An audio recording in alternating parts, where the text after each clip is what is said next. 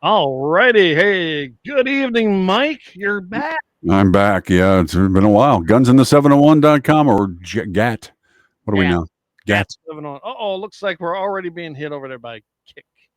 Well, it says you stream so well, so that's why I followed you. I do see you streaming a lot, yet still not affiliated and partnered. Oh, blah blah blah blah. Blah blah blah blah. Yeah. You gotta love it, don't you? I mean, first people on there. They beat Eric. They beat Eric to us. Yeah. Eric, hey Eric, good evening. Sipping some good whiskey and making some freedom seeds. Good deal.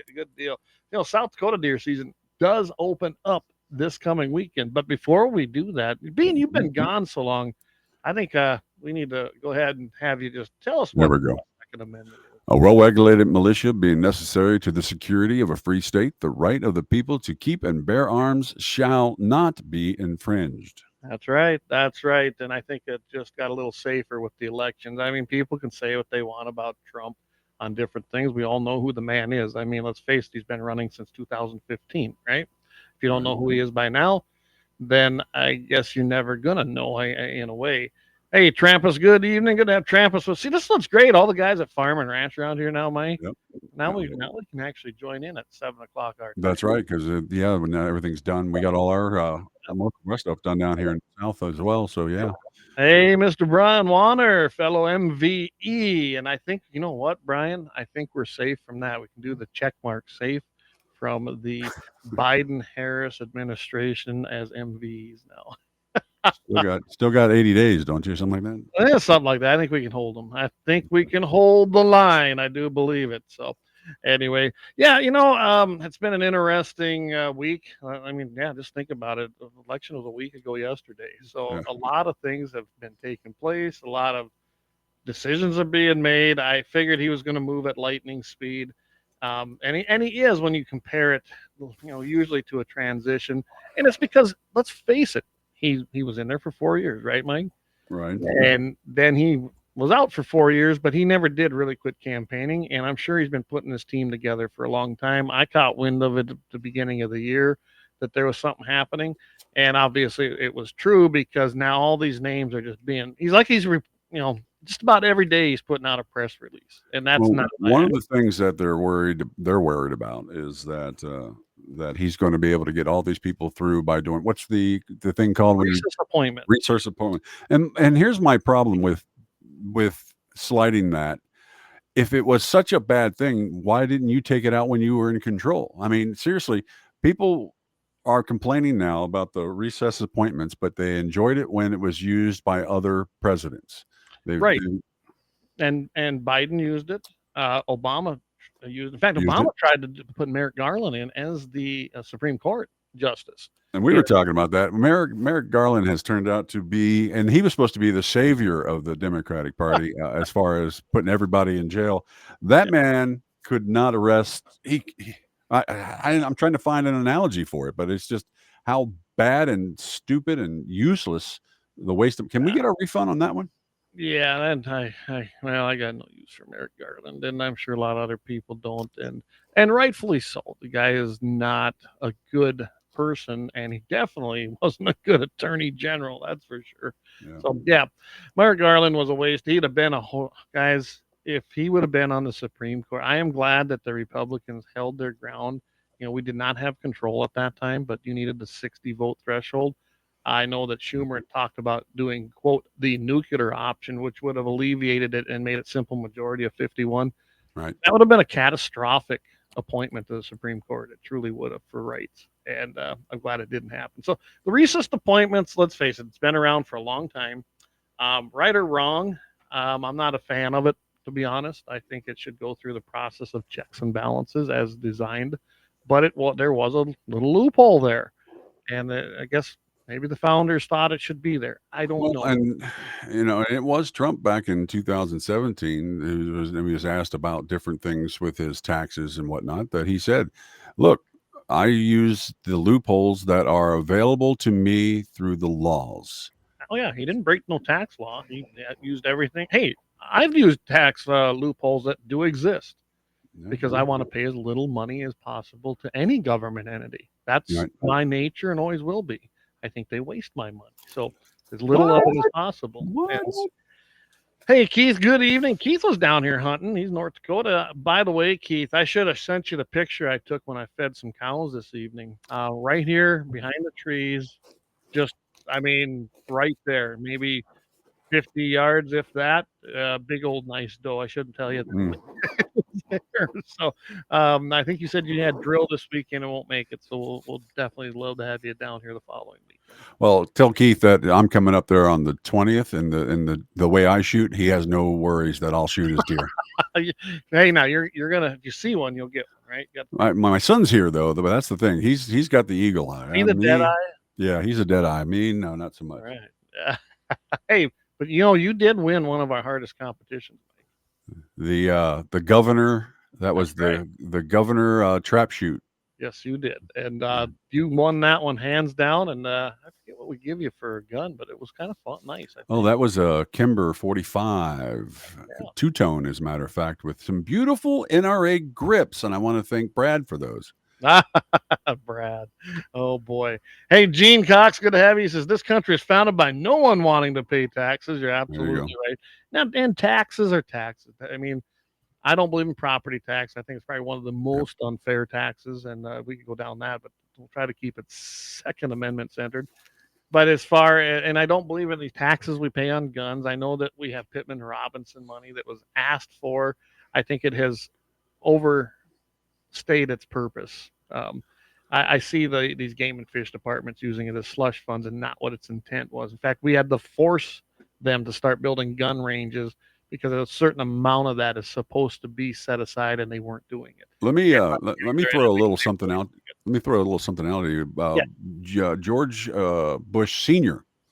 In 91, thinking that's what about the end of his term there. Yeah.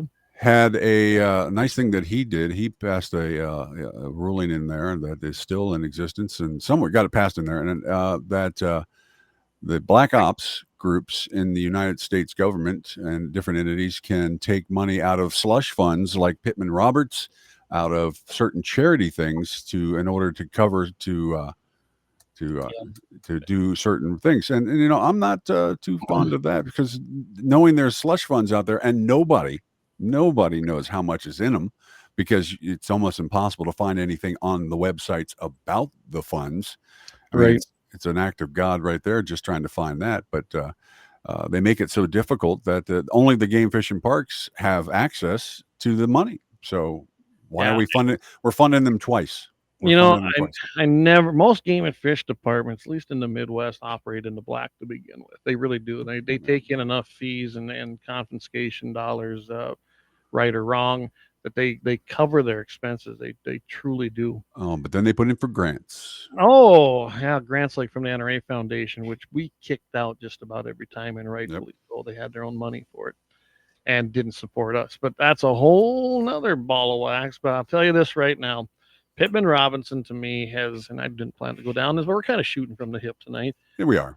Pittman Robinson to me has, again, like I said, it's overstayed. It's served its purpose. I know that at that time when it was created, it had to do with wildlife conservation, range development, and a whole lot of things. And it was a tax that is still being collected today on the sale of firearms and equipment, Ammo. fishing gear, and ammo, and anything related to it.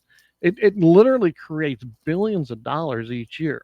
And hey, let's be the first one to admit it. Anytime there's a Democrat in office, it even creates more money because there's more sales of guns. And when that was Right. broke out, me and Jamie actually did one of these.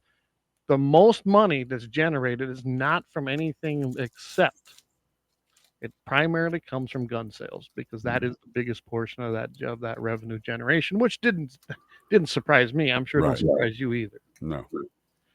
Say, Josh says, hey, me and the boy going to be down in that unit. That's my unit 3F2 this weekend if everything works out. Said he has an any doe tag. Got mine in 2I last weekend. Well, congratulations! I did not take my deer this weekend. I did find him. I know where he's kind of hanging out at. Lucky for me, Mike, Yeah. he's hanging out in a sunflower field, and it looks like them guys are going to be cutting that because I've seen they moved their equipment in today. So I really hope they cut that stuff here this week. That would be fantastic for me because then he'll reveal himself. And with South Dakota opening up, Right. a lot of deer are going to move north again. I know that a lot of them were down there. And if anybody who's listening to this show, can you please, if you are hunting in North Dakota, not park in the middle of the frickin' road, man? Really? I'm so sick of hey G&T701 Nation. Yeah. And if you don't have permission on land, stay off of it. Well, I had a nice conversation with I was doing the thing called for my radio station called the harvest lunch, where I go out and take lunch to the families and whatnot that are out there and during harvest time. Right. And I asked a lot of them that were doing hunting and stuff what they felt about the Onyx program.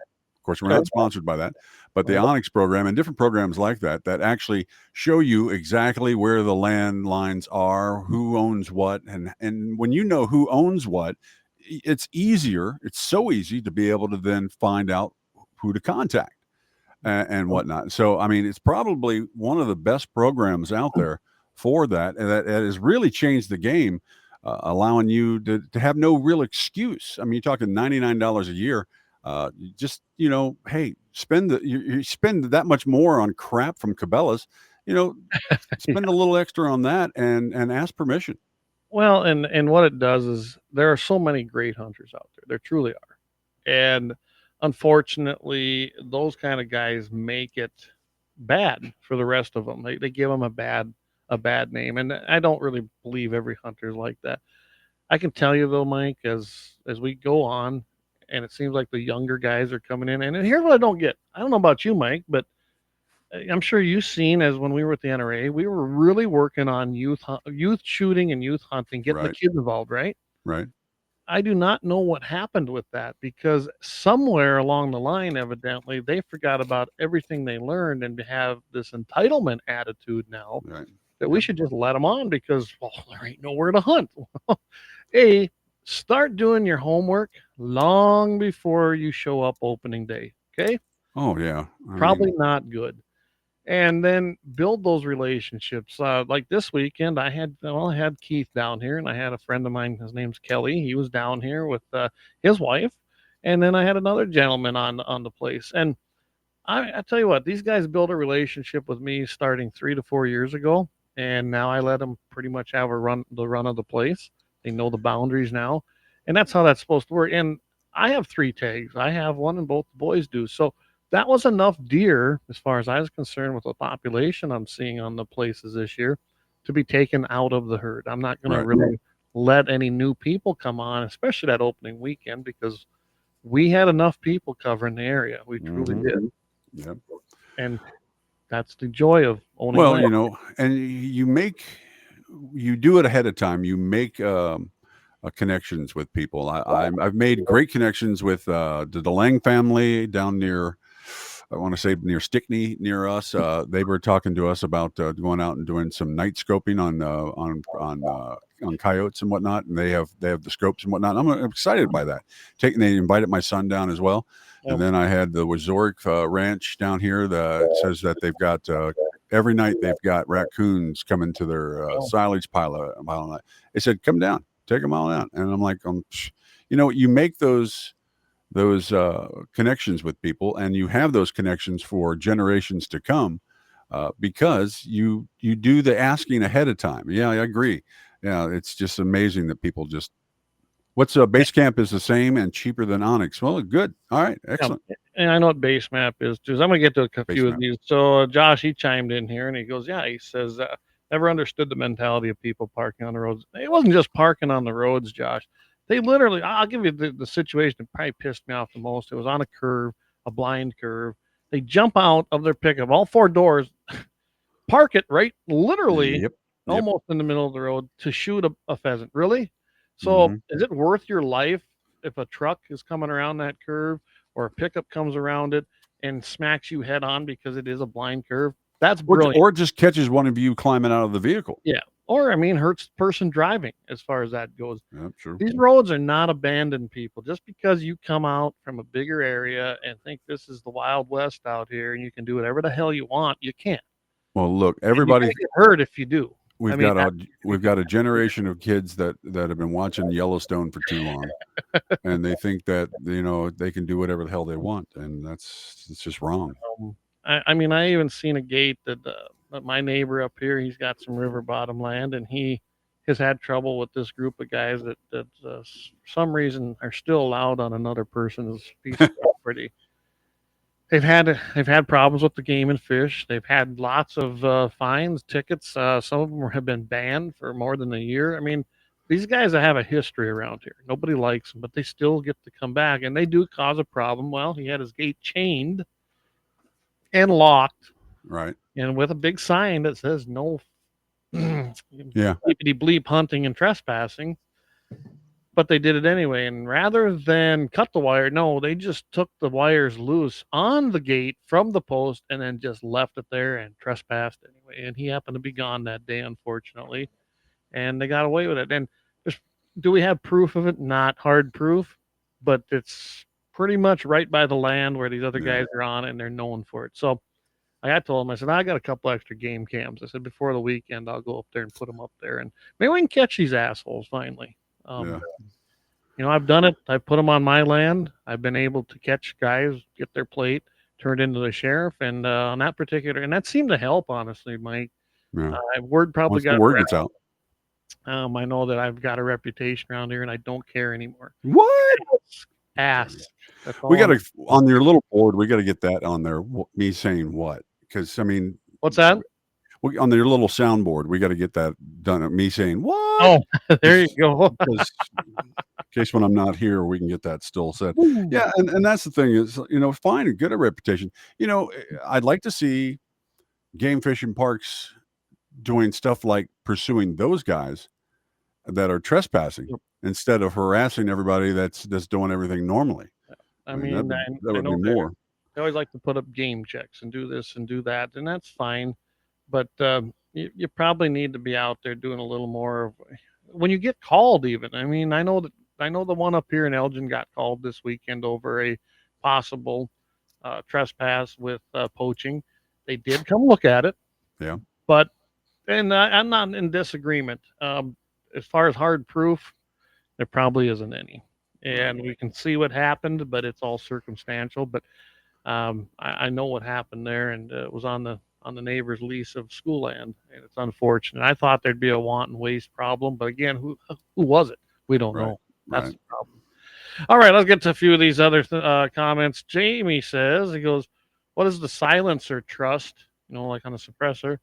And it was an executive order by Obama, or was that a legislative action? I think that bullshit needs to get reversed if possible." The trust, I don't know, Jamie. It seems like those to me came about after the NFA. I really don't know. That's a good question, but I'll definitely try to find out. Maybe we can find out and have someone on with 701 Nation too. Right. I really don't know what the creation or when the creation of the trust came about. I really don't. Now, I did see something, speaking about something else. I saw a story about a guy down in, was it Texas or Arizona, that they really want to push the machine gun thing now in the last days of the Biden administration. Suddenly, all of a sudden, it's gone from being assault weapons to machine guns. Yeah, they changed terminology again. They're changing terminology, trying to change the make us look even worse. Yes. And I'm like, and a semi-automatic is not a machine gun. It's No. not a machine gun, and they want to use this terminology that we're all doing this stuff. And I've seen what they're doing. They're going after the bump stocks again, and they want to go after the binary trigger. They want to lump it all in one now, and they think they can get this passed. A, the Republicans still own the House. Okay. Right. B, the Senate will need 60 votes to pass anything. Not going to happen. I think what they're hoping is there's some lame ducks one in there that would pass it. But again, you're not going to get it through the House. It's not going to go nowhere. I mean, they can give it a valiant effort, I guess, to probably shore up some of their base. I'm sure they're licking their wounds pretty hard after last ass whooping. But I'm sure that's what that's about. That's to shore up their base and say, see, we're not defeated. We're going to keep trying. And they've already said they're going to, the next 4 years, they're going to just be at it. Fine, go ahead. President they were not going to Jesus Christ at it last 4 years. It's just I mean, even if they was able to get it through the House and the Senate miraculously, it's not going to get signed. It's not going to get signed. So, all right, a few more of these. Josh says, me and my boy have Onyx. One state is actually like it's $35 a year, $99 a year for all 50. And I've had the Onyx app.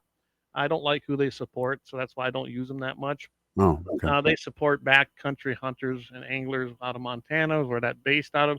Horrible organization. They truly are not with us, and they are a bunch of liberals. But $99 a year is the one we used to have by Rax Adventure Team, and then we just shared it, which was great. And it is a good app. I'm not going to say it's not. Base Map I had for years, and same thing when Base Map come out. And then I knew the guy who helped create it. He actually came from Onyx. Well, he got basically pushed out of the company, so he sold out. He's no longer there. I don't even know who's running it, but I'll tell you this: Base Map is not what it used to be. I still have it on my phone. Right. It's not updated, and I know they have to pay for that information. I mean, even our place here still has my father-in-law and mother-in-law's name on it. It's never been updated. And then they had a piece that's called Reservation Land. It's not. We actually own that quarter, but they had it lumped in with another piece next to it. So Base Map and Onyx both have some issues that way, but as a whole, it's pretty good. It's an improvement. It is. Game and Fish has one, and that's the one to show all posted land in North Dakota. And it's fairly decent. I've looked at it. It allows a landowner to go on there. Once again, it's on the landowner. The onus is on the landowner to post his land, which is stupid, but I understand. I've never used it. I've looked at it. Next year, I'm going to post electronically 2 pieces of land for the mere fact that it's hard for me to fence them. Right. And then when I put signs out that they get tore down, so I'm going to electronically post them next year. I'm fine with that. And then they can use that. Now, in North Dakota, I must remind everybody, just because it's not marked on the electronic posting database in North Dakota, because I ran into this weekend, the sign takes precedent. If there's a sign there, don't go on the land. Mm-hmm. And that is what the law states. And that is not my opinion. It's fact.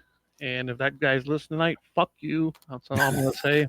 Because him and I had it out pretty bad. And I don't like cussing like that on here, but that guy pissed me off. I thought it was going to be a bad day. I'll just put it that way. No, well, that's fine. And sometimes people need to be told. Well, when you pull your rifle or act like you're going to pull your rifle on me, what do you think happened? Oh, not a smart thing. No, and I had the drop on him pretty fast. Anyway, I shouldn't have to put up with it. It's a deer, for Christ's sake. It's hunting. Yeah. It's supposed to be fun. I'm just glad my boys weren't with me that day. I really am, because that was just stupidity. And we've had some people that tried to come up my quarter line. Well, I can be here. It's a section line. I was like, no, you can't. It's a quarter line. You can only be on the section line.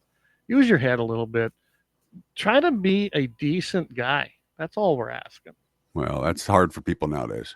It is hard. And it seems like it's getting worse, Mike. And I don't know if anybody else has experienced it.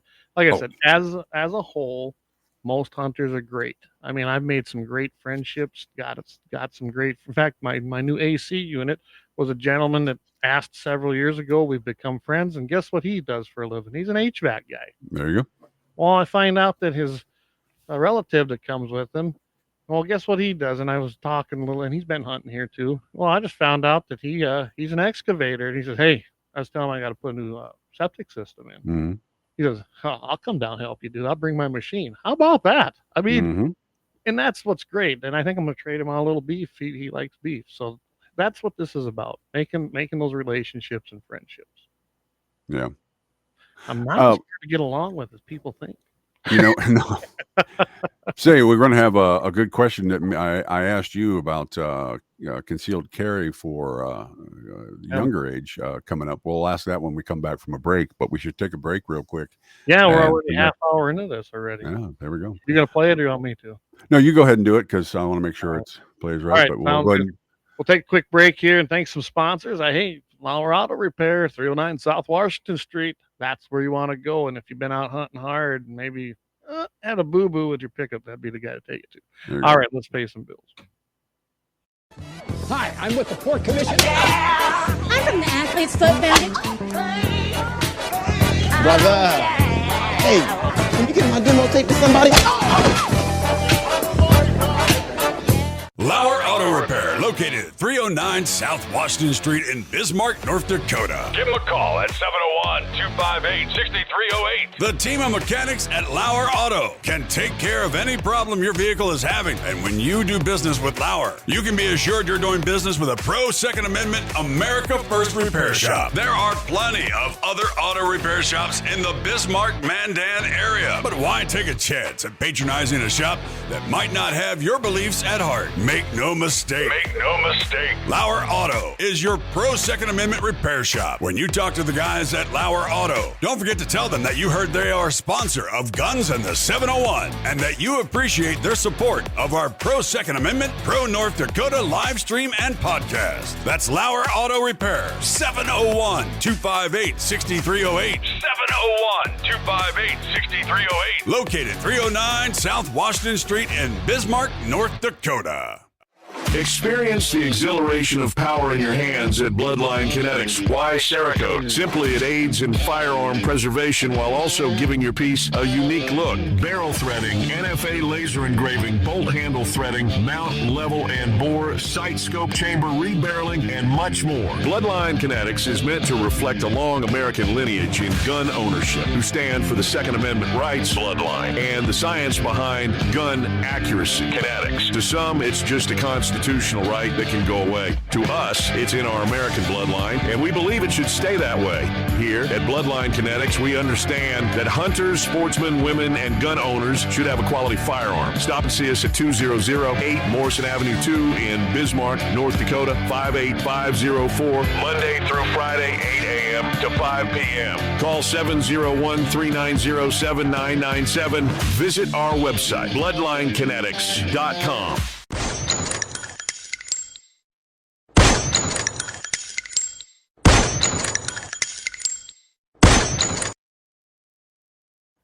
All right, we are back again. Thanks to all of our sponsors. They do a great job. Speaking of Bloodline Kinetics, I did get my rifle back. Maybe in the next part I'll upload some pictures. But hey, nice looking gun. It turned out how I wanted it.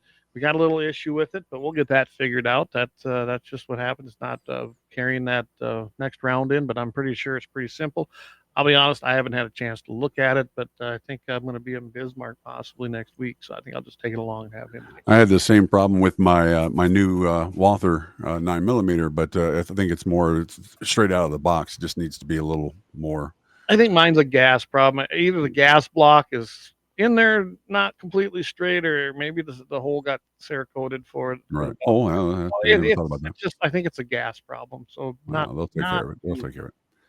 JD so the question: I will load the mule with posted signs, a container of screws, my impact, some adult bevies, and drive around the property and put posted signs up. It's actually enjoyable. Yeah, I do that too, Jamie. There's two pieces there where I don't want to cross fence it. It's one pasture, and but I got to post it, if I don't want people on there, which is retarded. But that's what it is in North Dakota. So I'm going to electronically post those two pieces, and that's it. I actually had a guy try to kick me off my own property saying that I couldn't drive on it because it's Forest Service land. And I said, Yeah, no, wrong. 80 acres that goes around it is. I said, we have the 80 acres in that quarter. No, you don't. I said, yeah, trust me, we do. I said, and I do have posted signs on that part. And that's what he was most pissed about. But Oh yeah. the way it goes. Yeah, Keith says your gas rings may be lined up on that. Exactly. That's what I'm guessing it is. I just have not had it. I just haven't had time to look at it anyway. Right, right. So yeah, let's talk about. You've got an issue, and maybe So one my of son Oh, Jackson right. turns 18. We were out sighting rifles the other day, and we got him down. Well, it doesn't matter if mine's sighted or not. I might as well just throw it at it. But Jack's got his sighted really well, Hey, Rumble so because listeners, he's got a great eye. So we're sighted in and everything, but we were also. He was asking me the question. He says, I know I can't buy a pistol until I'm 21, but with the concealed carry law and the carry law in the United States or in South Dakota, am I allowed to carry a pistol, especially when I'm hunting? And it's one of those questions where I sat there and scratched my head and went, I'm not absolutely sure on that one. That's one that I've got to look up. So I know that you worked on the bill years ago over down here in South Dakota, and yeah, it's one of those things I'm going to have to call and figure it out, unless we figure it out here tonight. But yeah, I honestly, Mike, myself, I don't know. I'm not 100% sure on that. I know that there's been a law forever that you couldn't get a concealed weapons permit unless you were 21 years of age or purchase a handgun. We've all known that. right, But when we passed constitutional carry, I'll be honest, and I helped write that bill of states. yeah, And I do believe that that there is no age restriction in there as long as you're 18 and older, or 18 and I think once you've reached the year of 18 years of age and are legally able to possess a firearm. There might be the issue right. because now with the new regulatory change at ATF, you're not legally able to probably possess or carry that. But I'm not sure. This is something I want to find out. Well, once again, now. it would fall into one of those situations, whereas if it's legal in our state, then as long as you don't exit out of the state and hunt over in Minnesota or wherever else like that, Right. and then you wouldn't be able to. Yeah. But let's see, 18 in North Dakota to carry Yep. and possess a pistol. Yeah, that's Josh has on there, and I guess you can get your concealed carry at 18 in North Dakota. There you go. I did So not that's know North that, Dakota. Josh, thank you. That's North Dakota. Thank you very South much, Josh. Dakota, I'm just not sure, Mike, and we're gonna have to check it out. I would have to imagine when we pass that's yes, you can, especially if you're hunting, because there's different rules when you're even hunting Mm-hmm. in both states. So, Jamie says I always replace the 3 gas rings on the bolt with one piece ring. They're only like $5 and they work out. Yep, and we'll get it fixed. Like I said, I just plain ass haven't had time to look at it. I can tell you this: I put a scope on it, one of them Brunton scopes, Mike, that I think I won at a banquet. Right. I remember back when Brunton was doing a lot with us. Yeah, and it's not a bad scope, but I never did like the field of view. But anyway, I put it on there just to see if it would hit. It groups nice at 100 yards. I'm not kidding. Jacob did a hell of a job with that gun at Bloodline. So I'm not worried about the functionality of the gun or the accuracy. It looks like to me it's going to be a shooter, but I got to get that fixed because I don't want to shoot one shot at a time. I don't need a. Well, my son Jackie got a 5-round magazine from his grandfather for our AR, and he's going to be shooting that this year. Yep. So we can carry illegally for that. But so I'm switching over and carrying his 243 Mossberg Patriot, which I actually like because it's lighter. It's got that fluted barrel and it's lighter and everything. But one of the things about that as well is he's got a Brunton scope on that we've had on there for a while, and it's so much better than what I've got on mine. The Nikon I've got on mine is just not. It's old and not good. The Bruntons, they always seemed like they were good. I mean, I'm not going to complain. Well, I think they're a middle. They're a good middle of the road, I think is what it is. I mean, but I mean, I know Vortex is all the rage right now and everything, but we've seen other things that kind of go like that. But I don't know. Vortex is great. I can tell you that.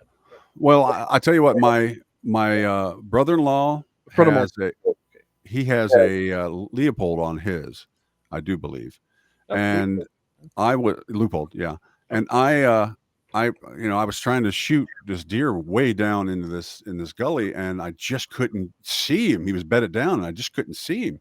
Mhm. And then he says, "Or take my gun," and I took a look in the scope, and I was just like, "Well, what the hell am I looking through? Jesus, a can with a open end." I mean, it was just amazing to go from one scope to the next. I mean, once you've been, you're Right. kind of used to what you used to using, but yeah, once you switch up, you want to save money up and get better scopes. Yeah, Well, for sure. you can always make a gun shoot better for the most part, but you can never make a crappy scope be better. You just Yeah, it's true. and that's what I got told a long time ago by a guy. So I can tell you right now, I got a Hilux from Jamie that wasn't sure about. He didn't care for the scope. We weren't sure about the scope, so I got it and I put it on the 243 because we were having issues with that on on Leighton's gun. Mm-hmm. We took it up to that deer steel challenge, and it was actually, I can't say it was the shooter as much as that scope was all over. It wasn't holding center. But you Right. got to remember that was one of them Savage Access package deals. I imagine that scope just took a dump. It's probably a Bushnell or something crappy like Right. that. Right. So I pulled the scope off. I put this new Hilux on and got her dialed in. And I'm telling you, that's a shooter now, Jamie. I took it out myself, and I'm telling you, that thing's a shooter now. I'm pretty happy with it. So, I'll get mine going. I know I got to tinker with it or just take it up to Jacob and do it and have it done. Right. So, Josh says, and like I said, he's a great sponsor. So I'm not going to bash nothing because I think the gun's solid. It's just, you know what? Things happen when you're building custom stuff. Oh yeah. My neighbor has done some reloading for some of the custom rifles that Jake built, and they're all good shooters, very accurate. Yeah, I got to say the same thing. I had to, just me being me, I had to actually get that baby sighted in. I wanted to know what it would do. And that thing is shooting really nice groups at 100 yards. So, Mhm. and that was a factory ammo. So I was very, very happy with that. Eric says, my Brunton scope I got at the bank was a piece of, yeah, I know all about that one, Eric. You're right. Because I don't like Vortex either. I'm a Burris scope lover. Burris, you know what? I've got a Burris Eliminator. I do like that scope. That's the one where you hit the button and it tells Right. you where to shoot. The new ones, I guess, are even nicer and better. Supposedly, you can take a wind meter, Kestrel or something, if it's Bluetooth, and Bluetooth at the scope, and it'll give you windage now. Wow. And that's Yeah. fine at the point of ignition, I guess you could call it. But you don't know what it's doing out there, like when we was on Axis range Right. at 400 yards with the wind going this way and this way. It'll help you, but yeah. Vortex and Burris, JD says, have always been real good scopes for me. Yeah, and Burris isn't Burris anymore. I don't know if anybody knows, but Leupold actually bought them years ago, and that's when we had those in the banquets, those Burris scopes. That's why we had them, because we had a VDO agreement with Leupold, and they seem like they're good glass. I can't complain about them. I've got several of them too. What was when we had those Montana rifles? We had a beautiful scope on those. Those guys, who were those guys making the scopes? They had the very crystal clear sights, and those were those high end Leupolds, the LPSs, but yeah. Leupold built them. I've got one on my Lapua. Yeah, and I love that scope. I mean, that scope, there's nothing wrong with the scope. The scope and the gun can shoot better than I can shoot them. Right. Yeah, I agree. And sometimes even a medium range or a medium, I guess you would say, quality gun can be improved with a better scope. And I think that's one of the things I need to invest in, because I've got some stuff that just, it's kind of iffy. It absolutely, you can always improve. You can always take a gun that isn't shooting well generally and make somebody mentioned Weaver in there, and I think Weaver is pretty much just for collectors now, right? I mean, that's a lot of people like the K4s and the K6s, the old school ones, and they're nice, right. But Weaver's not. They're a medium, maybe an entry to medium, I would say. That'd be my opinion of them. Right. They're just, it's like trash go. I don't think much of their crap. I really don't. I've had some of them. Now, my Nikon Monarchs, and I'm not talking the Buckmasters and things, but the Nikon Monarchs, when they were making them, remember, Nikon has really gotten away from, I don't even know if they make a scope anymore. Right. But that was a hell of a scope. In fact, that's what I got on my Swift. Well, you've seen me shoot that. Mm-hmm. Yeah. And Jamie has seen me shoot my Swift. My Swift, I still love that gun. It's the very first rifle I ever shot. It was my grandfather's gun. So I learned and I grew up shooting that because that's all I had. Boy, how I've come. But mm-hmm. I just, the only center fire rifle I possessed was that, a 511 Remington that was a 22 long rifle, and a shotgun. That was it. It was an old Stevens shotgun. That was the 3 guns I possessed as a kid. So yeah, I had to really learn how to shoot, really. So let's get a few more of these comments. Gene Cox says, yeah, entry level. And that was when we were talking about the scope. I agree, they're entry level.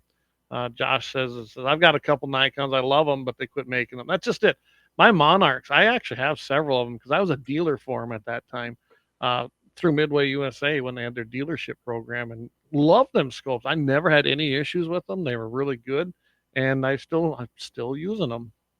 I'll see a lot of some of the auctions, some of the not consignment auctions, but some of the liquidation auctions for some places around here that we have for when people pass away or whatnot, and people are more interested in the scope sometimes than they are the guns themselves. I mean, that's kind of a, because like I said, like on the Nikons, they don't make anymore. When you find those, you kind of want to jump on those. Yeah, and I think Gene can probably back me up. He's been in this business a long time too. But the K4 Weaver, which was the 4-power Weaver, my goodness, my grandpa had them. My father-in-law had them. I've seen a lot of K4s out there. K6s were the 6 powers. They're fixed power. And I don't know, the K4s killed a lot of things over time. They were the thing. I mean, they were the scope at the time. Well, it's like having a 30-30 here in South Dakota. I mean, it kind of won the area, at one time. Eric says, my son's gun has an NRA Sports Optics scope on it. Who makes that? No other name on it. I assume Brunton. I think I'm going to get a new scope for that. Yeah. I remember them when we had those in the package, and I don't remember who built them for us. I think it was Brunton. I think Brunton is the people who built that for us. I just honestly don't remember. It's just like the Lucid L5s. I've got some of those. Mine have been good, but I can tell you right now, they're not great scopes overall. It don't seem like they're holding up. We put a lot of them out through the banquets, and I know a lot of those have had some issues. Now, Jason, the guy who owns Lucid, he has moved all production finally back to the United States. When he was getting started, he couldn't compete. Not then. He had to stay competitive. And the glass is all German made, and everything now is assembled and or manufactured right there in Riverton, Wyoming. So that's good to hear.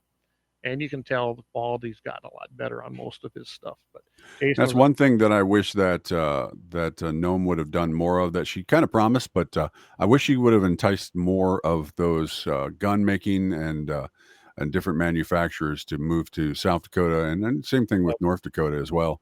A lot of them went to Wyoming, a lot of them went to different places, but I thought here would be a great place for them. But yeah, a lot of them went to Wyoming.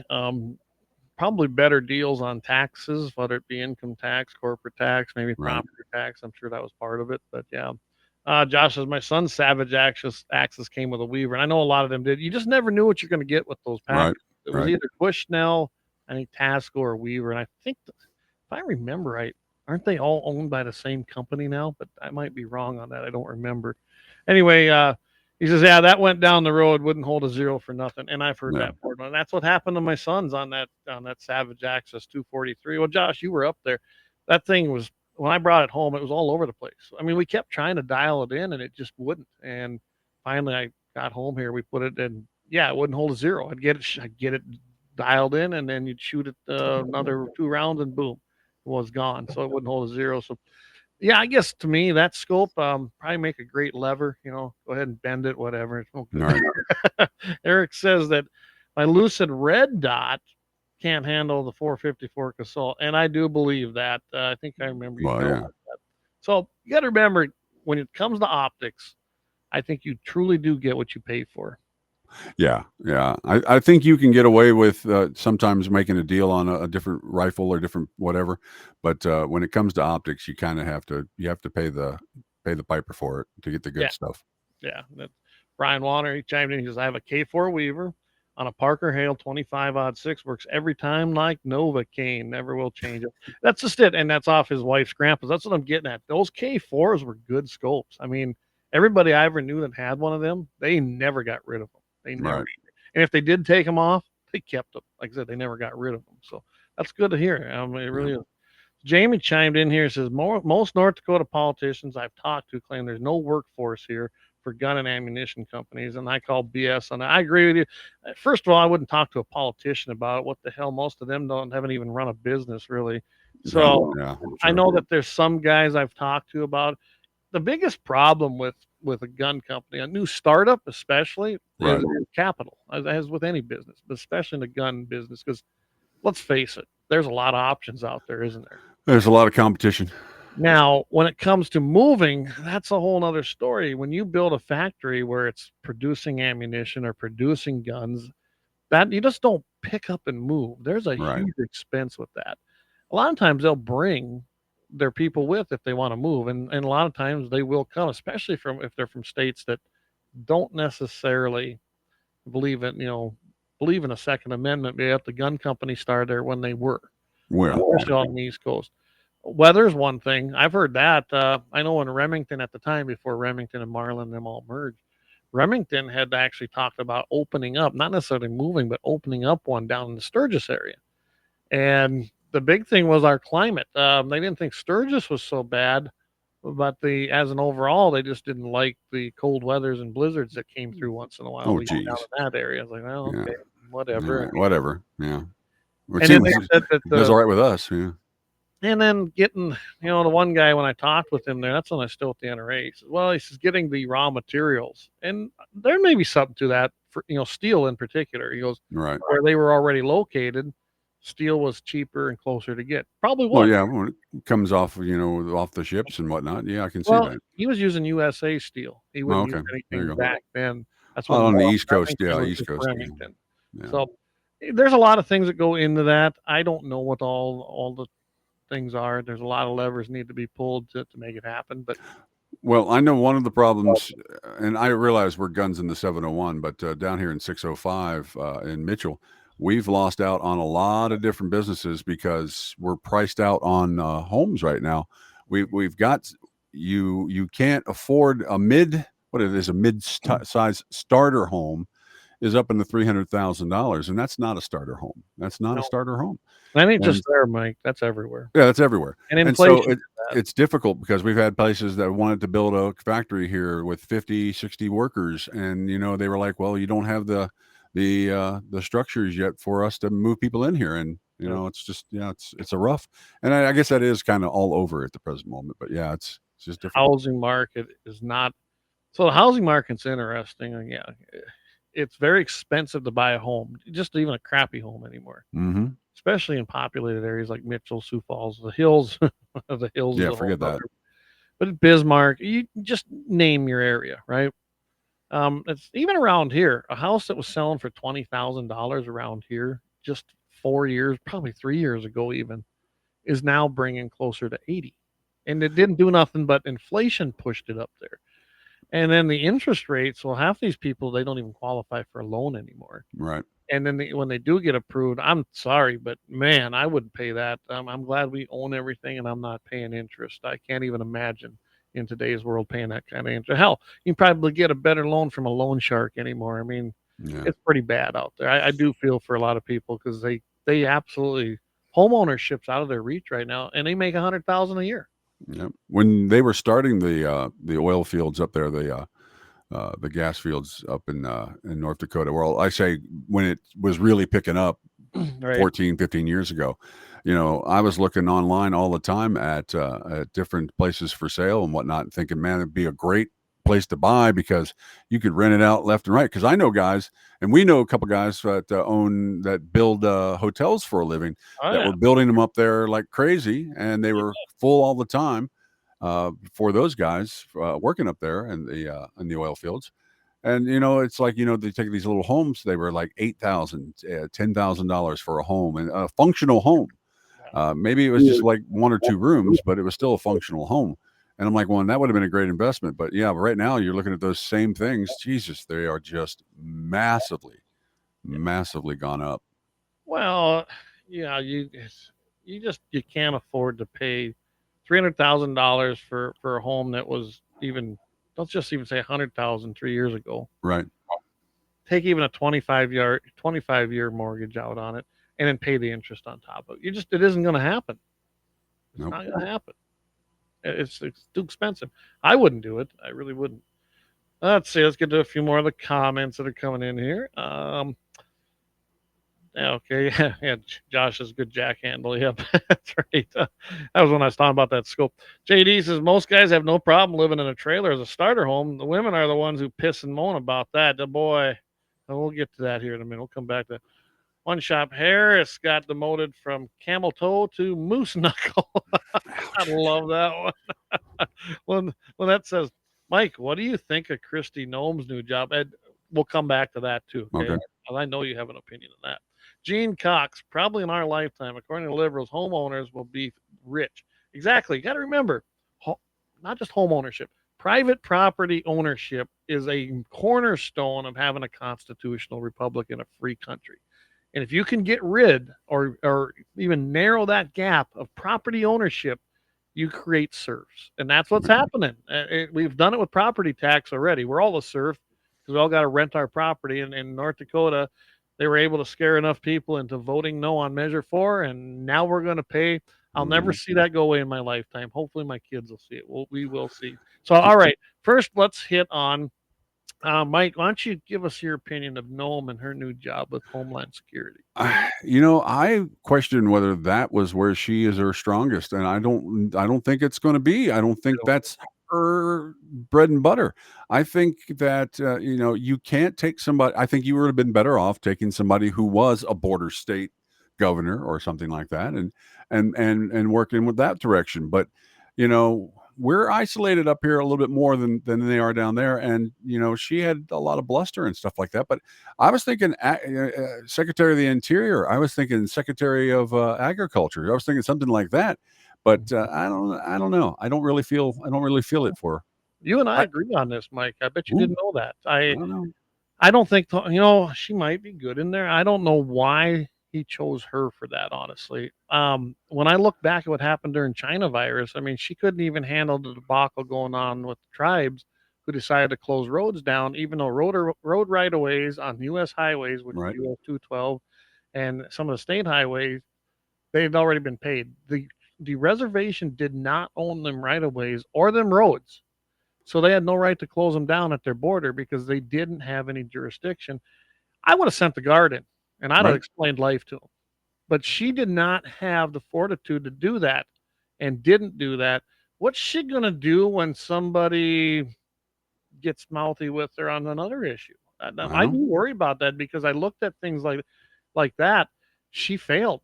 Second Amendment, like I said, Second Amendment, we're all about it. She was our girl for that. But for everything else, I don't know. I've always thought she was weak. I always thought she plays the victim card when she gets beat down on a subject. She plays the victim card, and I don't think she even the simple things, the controversies with her book and this and that and all that stuff like that. She could have handled that so much better instead of the way she did. And even better is that if you put out a book, don't put stupid stuff in there about yourself. How about that? Don't leave it up to an autobiographer to do it. But there you go. Yeah. Lynette says, she was the first governor to send troops to the border. That's true. She was. So I don't know. I mean, I look at it this way. Anybody Trump picks to put in his administration is going to answer to Trump. Let's just one thing for Lynette on that one. She was the first one to send troops down to the border. And who paid for it? The South Dakota people paid for it because it was supposed to be paid for by a private donor that was going to pick up the tab, and they never did. And we end up paying for it. So her public photo shoot turned out to be more tax dollars being taken out of my pocket to send soldiers down on the border who did absolutely nothing. Okay, there you go. When you go down there and you stand, you're not doing anything. Like I said, Noam on the Second Amendment is stellar. She was stellar on the Second Amendment as she was in the House of Representatives, and she was always pretty stellar in the legislature. And as a governor, she's been outstanding. I mean, the reason we have one of the best constitutional carry laws in the United States that basically emulated Wyoming's. I mean, I was involved in that. You know that, Mike. Me and Stace, and there was a couple other guys that were involved in it. But I mean, we kind of wrote the nuts and bolts of that bill. And all we did was take the language from Wyoming, and it passed, right? And it got. I wasn't there anymore when it got passed. It was a year later. I'd retired already, but it got signed by the governor, and she said she'd do it. I mean, that was a promise made and a promise kept. Now, she has her faults. I think on the CO2 pipeline, she's wrong. Obviously, initiated Measure 21. Guess what? That put a stop to that crap in South Dakota. The people spoke. So, not everybody's perfect. Jamie and I have had this discussion many times on politicians. If they're 80% versus 20, I'll take that because I know Democrats are going to be never with me, ever. And I'll take the guy that's 80%, including Nome, including Burgum. I'm not a Burgum fan. I am a Kelly Armstrong fan, and I know he's going to be the most pro Second Amendment governor North Dakota has ever seen. Plus, he's a real guy. If you haven't gotten to know Kelly, you need to because he's a good guy. In fact, you can sit down and have a beer with this guy and just talk fun, guns, hunting, whatever it might be. Anyway, that's all I'm gonna say on that. So now the other one we were supposed to get back to, which one was it? I know, so I'll come back to that one. The women. I got to address this one. Tell you what, let's take a quick break. A quick break. We'll take our 2 ad break. We'll do our 4 after that. And then I'll come back. I got to say something about this one because I know what he's talking about. So we will be right back. Hi, I'm with the Port Commission. I'm from the Athlete's Foot Foundation. Brother. Hey, can you get my demo tape to somebody?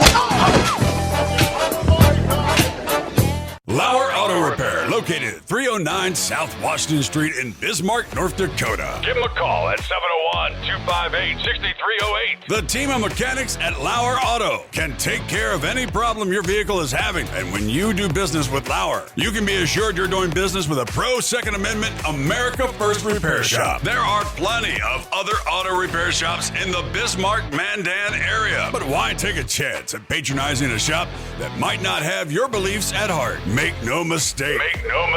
Lauer Auto is your pro Second Amendment repair shop. When you talk to the guys at Lauer Auto, don't forget to tell them that you heard they are a sponsor of Guns and the 701 and that you appreciate their support of our pro Second Amendment, pro North Dakota live stream and podcast. That's Lauer Auto Repair, 701-258-6308. 701-258-6308. Located 309 South Washington Street in Bismarck, North Dakota.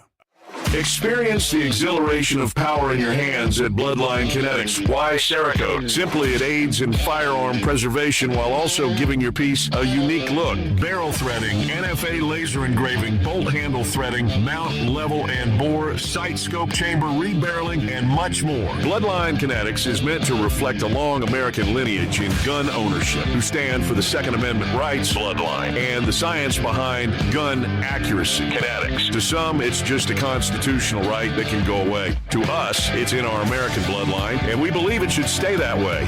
Here at Bloodline Kinetics, we understand that hunters, sportsmen, women, and gun owners should have a quality firearm. Stop and see us at 2008 Morrison Avenue 2 in Bismarck, North Dakota, 58504, Monday through Friday, 8 a.m. to 5 p.m. Call 701-390-7997. Visit our website, bloodlinekinetics.com.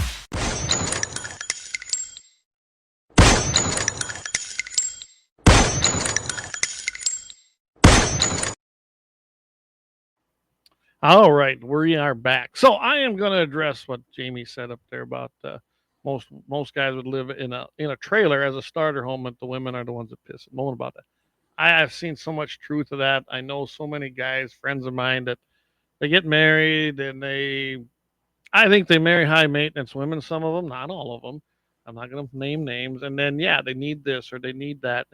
I think back to when me and my wife got married. We moved into a home that was built in the 70s. It was on the place here. I still had the shag carpet, had that ugly old walnut contact paper trim. I mean, it was a typical 70s ugly ass home, right? But it's what we could afford. So that's what we did. The rest of the place was my father-in-law's, my mother and father-in-law's, but that was the thing we could afford. So that's what we did. And then we started fixing and working on it. And then, I've got a lot of work to it. I've got a lot more to do to it. But you know what? I don't need a $300,000 home. I don't need a $100,000 home. And my wife is good that way too. And I know where Jamie's coming from. I mean, I've got buddies who, boy, their wives had to have this and they had to have that. And they had to have marble tops and You know what? No, you don't have to have Well, it's that. because HGTV told them so. Yeah, start out with what you can afford. Why go into debt like that? But I think this whole new generation, they don't mind debt. They've been told their whole life, just get a loan. Yeah, Just get a go ahead, loan. get a loan. Student loans, all that stuff. It doesn't You can make matter. a monthly payment. Don't worry about putting any money away. Hell, just go ahead and just make that monthly payment. You're Pay it 2 monthly. weeks away. If you break a leg, you're 2 weeks away from going completely bankrupt. There you go. That's the way to be. Hey, There. welcome to all the new people. We jumped up from like 20 some just on our regular ones up to 35, and we got pretty good numbers over here in Rumble too. It looks like 10 or better. So Awesome. welcome. You just Awesome. just in time at 8 o'clock Mountain, but that's okay. Now, getting back to the other stuff, like Gene says, he goes, demonize property ownership. They do. Yeah. And that she agreed with you on the choice. I will get up to here. Eric says that, I'm talking about Nome, she failed big time during China virus. She only looked good because others pushed her to keep the state open, not her. If it Right. wasn't for others, you're right. So here's what happened. She was going to close it down, if you guys don't know that. But the legislature overruled her and they stopped her. And that is what happened. And then she took credit. Now, not unusual. I mean, I watched Janko take credit for a gun bill that he was absolutely against, and that was reciprocity. But hey, he was campaigning that year and it got passed. So he went ahead and signed the bill and took credit for it. There And you that's go. politics. That's just the way it is. Gene says, take the troops to the border a step further. Will the cartels be classified as terrorist organizations? I don't know. I do have a feeling that the new guy coming in here, I mean, I've seen the things he said, and his record from previous employment says that he means it. So I think there's going to be some pretty tough stuff happening. What's the new guy's name? I forget what the Horton, is that how you're I forget how you pronounce his name too, but the guy is he don't take no BS from nobody. He just doesn't. He just doesn't. I mean, he got asked the question, well, what are you going to do about the separation of families, which don't exist? He says, deport them both. I love that answer. If you're here illegally, get the hell out. And that's what's going to happen. That's going to be the policy. Eric Newman says, people really like Noam because they like looking at her. But that was in the day. That was back in the day. She was farmcore. I like to call that. That's my word. It's there's hardcore and there's farmcore. Tom Holman. There, that's the name. Tom. What's that? Oh, okay, yeah. Yep. So farmcore. She was a hot. And this and that. But you know what? She lost all that, and that's fine. And I don't care. I'm not judging her on that. Good. I'm not judging her on that. I mean, you know what? If people want to cut their face up, as long as they're paying for it themselves, that's fine. Do what you want. But you know what? Don't lie and say you didn't get it done. We're looking at you. I mean, you look like Melania and like a cheaper version. And I just don't. I don't like it. I don't understand it. Got that permanent squint because your eyes are sewed shut, basically. So. Yep. So you got Lynette. She says Kelly voted no on Measure 4. Yes, he did. He was against Measure 4, as was obviously, what was it, 62 point some percent of North Dakota voters. Right. They keep saying the people. Bullshit. It's of the voters, those that voted. It wasn't the people themselves, because we still didn't reach, I don't even think, 50% voter turnout. So it wasn't half the state. It was half the voters. And that's fine. That's how elections go. Kelly, though, is, and I can tell you from personal conversations, he wants to see some pretty big reforms, and not what they're talking about right now. We will see. I think someone told me there's close to 72 bills now that are being reviewed by Legislative Council for submission to the next legislative session coming up here in January. That's a lot of property tax bills. And I heard on the radio today a little bit about, well, maybe we're going to have a residential exemption. No, you know what? This is the problem. When you start carving out little pieces for this group or that group or that group, that's the problem with that. As far as corporate taxes on things, as far as, property goes, I don't know how you want to look at this. You can look at it one of two ways. If you give them a break to build, yeah, they might come and produce some money. But if you tax them at the rates that everybody else is taxed at, the people are still going to pay for that. I don't know which way is better. I'd rather it be transparent, say, nope, no exemption. Let the people, because it will be reflected. I don't know about you or me or anybody else, but if I'm in business and I have an expense, that being property tax, it's getting figured into my bottom line. Right. Well, you have to charge for a product. It's that simple. So corporations never pay taxes, just so you know that. The only tax they might pay is an income tax. Depends on how the whole company's designed, whether they're paying shareholders or whether they're paying dividends, things like that. But as far as real estate taxes, property taxes, this tax, that tax, they don't pay it. Sales taxes, they don't pay either. They just collect it for the state. They turned every business into a freaking tax collector. I've never agreed with that either. But that's the system we live under right now until it changes. But corporations will never ever pay a real estate tax because they will pass it on to you. Plain and simple. Cost to do business. Well, I mean, I can say the same thing about Boeing. Boeing is figured into their money that they make each year and how much they're going to pay out to their people. That we're going to have so many planes go down and so many people die and so many people are going to pay out. They've already figured it out in their thing. And see, I think that's wrong. I think they've figured that, they've cut out the engineering level, the middle level that used to drive industries. And instead we've got the guys down below that are getting all their benefits and everything cut and have to work 50, 60, 70 hours a week just to make a pissant wages. And then you've got the guys at the very top that aren't paying shit. Sorry about my language, folks. And basically milking everything. And then what do they do to the companies down the road? They'll buy up a company, they'll take everything out of it that's worth anything and sell it off to somebody else. The people down below don't get any of that. The people doing the work don't get any of that. The people up above, they say, the Lee Iacocca's and the Jack Walsh's, I'm sorry, but those guys destroyed the American dream more than anything else. Well, that may be, but they did trade. Got on the soapbox real quick. Sorry. Well, I'm going to take. You know how I feel about things like that. As far as a wage goes, you're worth what you get paid if you made that agreement. Otherwise, go find a new job. Yeah. I don't belittle anybody at the top. I don't remember anybody but rich guys giving me jobs. Okay, plain and simple. Poor guys don't give people jobs because they ain't got no money to do it. And they don't own businesses. Plain and simple. Now, as far as the small businesses go, small businesses have been hurt by corporate America. There's no doubt about it. By some of the things you're talking about, Mike. Absolutely. Mm-hmm. That's where collective bargaining sometimes comes in. That's how unions got so strong at one point. Now they're on the downfall. And there's a lot of different things and mechanisms in that corporate structure. I myself own stocks in businesses that pay dividends. Well, these are not businesses that are mom and pop shops. Nope. They're making billions and billions of dollars a year, some trillions. And I'm just a small shareholder that gets a dividend from that. And I'm happy. I mean, that was my choice. That's what I wanted. And I like what it provides for me and my family. But those dividends don't come without sacrifice somewhere. No doubt about it. I just don't think we should sacrifice the little man that works for a living trying to work for a living. And, basically. Remember, you're not owed a job. I'm not owed a job. No, I'm not. But you know what? But I break my back at something. And some fat cat up there and his freaking kid that never freaking worked a day in their damn lives are sitting there milking from me and got a $300,000 Bentley. Yeah, I'm pissed off at that. You spend $300,000 on a combine, I'm all right with that because you know what? You're using it for something productive. Otherwise, you're just another Kardashian out there. When pretty much, if you want to go out in Hollywood and drop a bomb on that, I'd be more than happy. Do it during the Oscars. Let's get rid of all of them, and I'll be more than happy.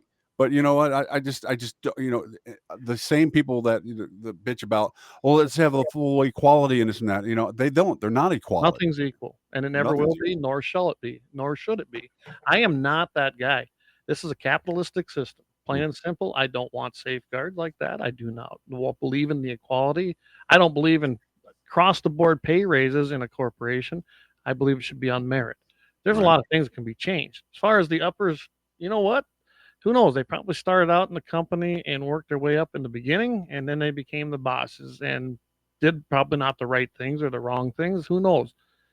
But I would do no different if I was a corporate CEO and I had my son and he was smart, and I'd put him in a top position. That's my privilege, and that's just the way it is. And I'll put it this way. I'm not a big proponent of corporations, believe it or not. I don't like the corporate structure because of the things you're talking about, Mike. We were better off when we had small businesses, small business owners across the United States. We truly did. And how do we get back there? I don't know if we ever can, because we went global. We're not Yeah. the United States as far as business goes anymore. But all right, this ain't really Second Amendment, but we have seen it some of that, haven't we? Yeah. And there's a big thing too, is and I'm just going to get to that. When people started demanding for minimal skills a wage of $15 and $20 an hour, that's a problem. That's why your Big Macs now go to a freaking McDonald's. Oh, good Lord. It's Yeah. expensive. Because then people think they're worth more money than they really are. I'm sorry. A double cheeseburger, large fry, large Coke is $11-12, and if not more. And that used to be what, 7? Yeah. And I'm not saying back in the old days. I'm saying just a little bit ago. But yeah, you're right. They have taken the cost of business and translated it down to the people. But they truly have. And that used to be an entry level job. And like JD says, starting out people at 13, 15 an hour, I still can't get enough people to work. Seems like they're worth it nowadays. And I think saying fast food workers are at entry level is belittling to people. It might be, but I don't give a shit if it's belittling to anybody. That is an entry level job. You know what? When you're 16 years of age or 14, depending the state you're listening to, and you're flipping burgers at McDonald's, you're learning a skill. You're learning to deal with people. You're learning to deal with customers. Okay. And you're getting paid minimum wage for minimal skills, for minimal knowledge. Okay. But if you're 40 and you're still there flipping burgers, you've made a mistake. You have to take a hard look and go, where did I screw up? Obviously, you had no initiative. You're not entitled to $20 or a living wage. Go better yourself. I mean, if I'd have freaking sat around waiting for somebody to give me a handout to give me a livable wage, well, shit. I just can't imagine it because I'd have never done it. So anyway, and Lynette says you're better off ordering out from the ground around. There you go. Let's get to a few of these because we kind of relax on these comments. So, where do we start here? Measure 4. Gene says he stopped by Representative Armstrong's office in D.C. first day of summer session, but because we had him on the show. Thank you, Gene. But he wasn't in that day. Jamie says that I'm gonna put this one up. He says there was one, maybe 2 governors more conservative and pro-American than Noem, but yet people still bitch about her. DeSantis was one of them, and someone to the right falsely called him a rhino. I think most who bitch about them are doing it because they think that makes themselves look more like hardcore right-wingers. Could be, Jamie. I know you and I have had that discussion many times about Noem, DeSantis, some other people. I can tell you right now, and this goes back to Jamie and I have talked, you and I'm going to go with the guy who I agree with at least 80%. And I'll be honest, if it comes down to a Kamala Harris, and this is a great example, or a Trump, candidate, and that's the choices we had, right? I'm going to vote Trump. There's no way I was voting for Kamala Harris. I know what she was going to do. And there's no way I wanted that kind of policy making. That woke DEI crap and climate change crap and whatever else. I mean, think about the shit that she believed in. Yeah, I'm not interested in having that.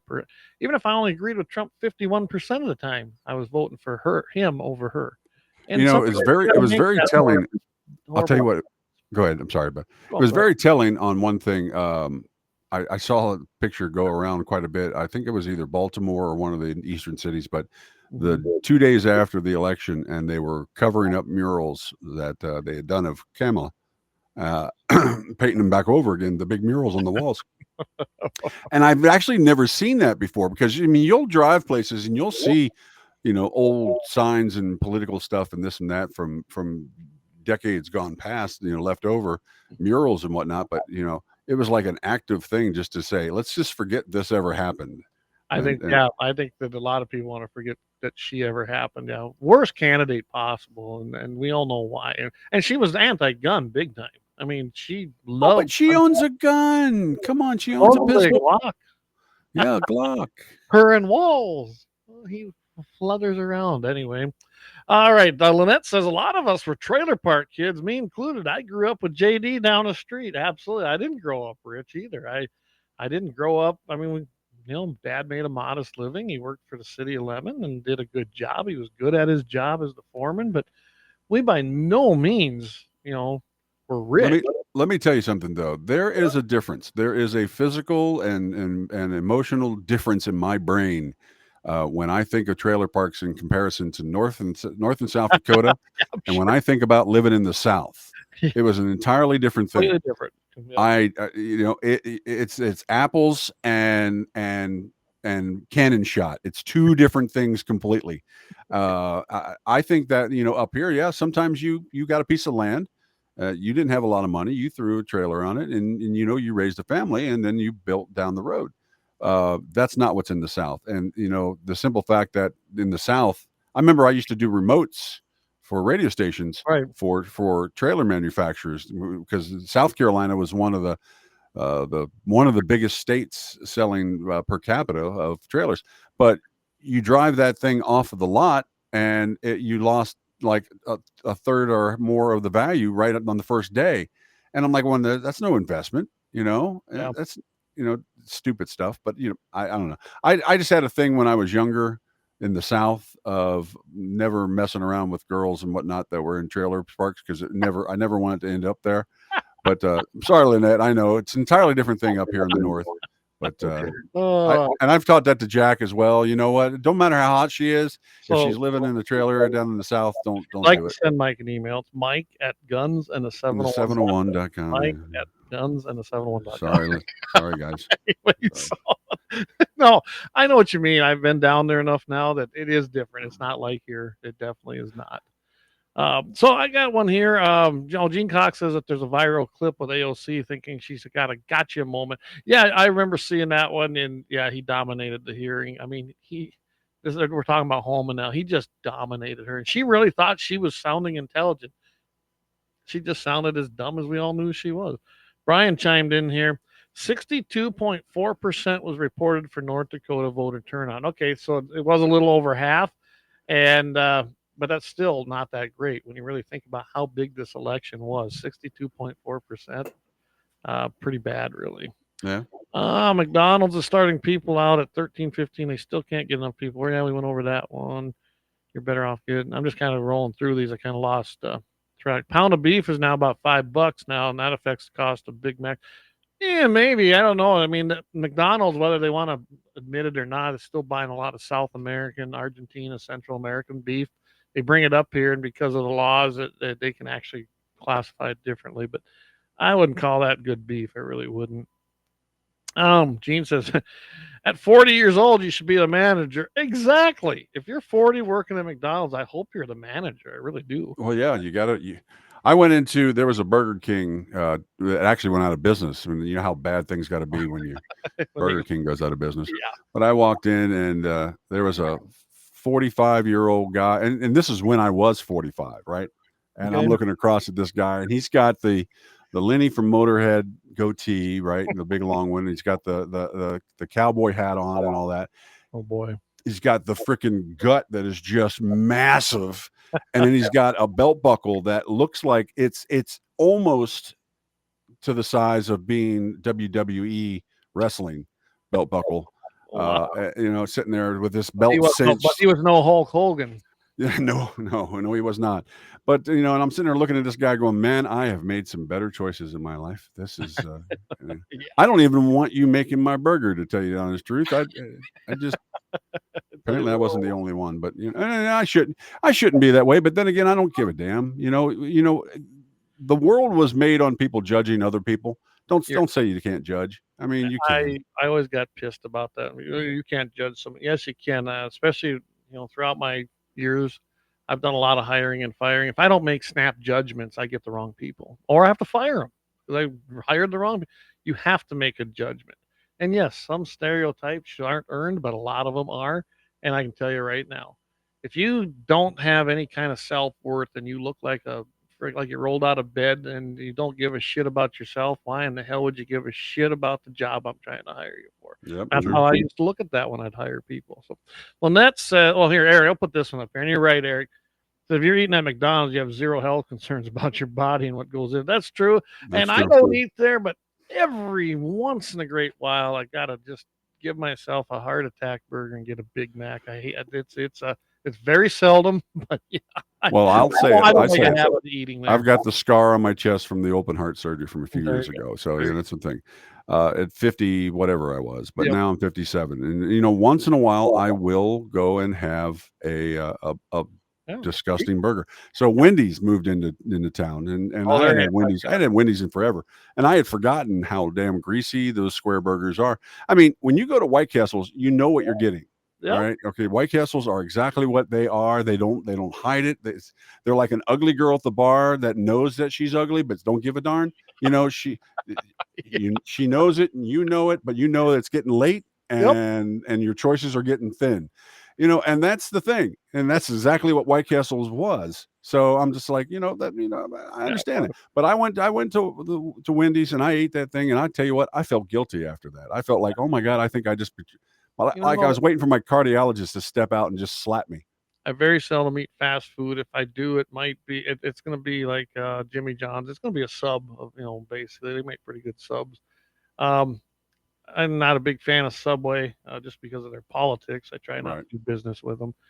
Or I go to a sit down restaurant. I've gotten to the point where I might as well just sit down and go to it and have something decent to eat rather than eat junk food.